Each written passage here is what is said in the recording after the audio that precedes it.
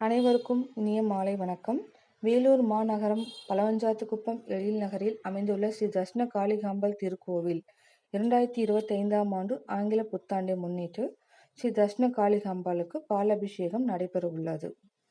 நேரம் காலை 6 மணி முதல் 10:30 மணி வரை உற்சவர் பாலாபிஷேகம், 10:30 மணி விசேஷ திரவிய மகா அபிஷேகம், 11 மணி மூலவர் அலங்கார சேவை மற்றும் தீபாராதனை, 11:45 உற்சவர் மகா தீபாராதனை, மதியம் 12 மணிக்கு அன்னதானமும், மாலை 6 மணிக்கு ஊஞ்சல் சேவை நடைபெற உள்ளது.